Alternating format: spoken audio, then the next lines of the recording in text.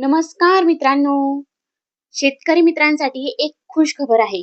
खरीप पीक विमा 2025 वाटपाला अखेर मुहूर्त लागलेला आहे. तो मुहूर्त कधीचा आहे आणि कृषी मंत्र्यांच्या तातडीचा काय आदेश आहे तो आजच्या व्हिडिओत आपण बघणार आहोत. मित्रांनो, गेल्या अनेक महिन्यापासून ज्या गोष्टीची तुम्ही सगळेजण डोळ्यात प्राण आणून जी वाट बघत होतात ना, त्या खरीप पीक विम्या 2025 ची बाबत तुम्हाला एक अत्यंत आणि सकारात्मक बातमी आपल्यासाठी समोर आलेली आहे. ती कोणती तर निसर्गाचा लहरीपणा आणि त्यानंतर हक्काचे विम्याचे पैसे मिळण्यास होणारा उशीर यामुळे शेतकरी पूर्णपणे मेटाकुटीला आलेला होता. मात्र आता तुमची ही प्रतीक्षा लवकरच संपण्याची दाट शक्यता आहे, कारण सध्या सुरू असलेल्या अधिवेशनात गाजलेल्या या प्रश्नावर आता थेट राज्याच्या कृषी मंत्र्यांनीच कठोर पावले उचललेली असून विमा कंपन्यांना थेट अल्टिमेट दिलेला आहे. नक्की काय घडलंय या उच्चस्तरीय बैठकीत आणि तुमच्या खात्यात पैसे कधी येणार?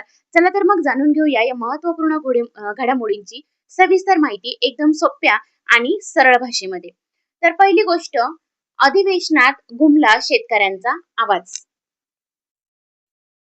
मित्रांनो, खरीप हंगाम 2025च्या पीक विम्याचा प्रश्न राज्यामध्ये अतिशय गंभीर बनलेला होता. हवालदिल झालेले शेतकरी आणि संथ गतीने चाललेल्या विमा कंपनीचा कारभार यामुळे राज्यभर प्रचंड असंतोष होता. सध्या सुरू असलेल्या विधिमंडळ अधिवेशनातही अनेक लोकप्रतिनिधींनी शेतकऱ्यांच्या बाजूने आवाज उठवत या विलंबाबाबत सरकारला आणि कृषी मंत्र्यांना धारेवर धरलेलं होतं.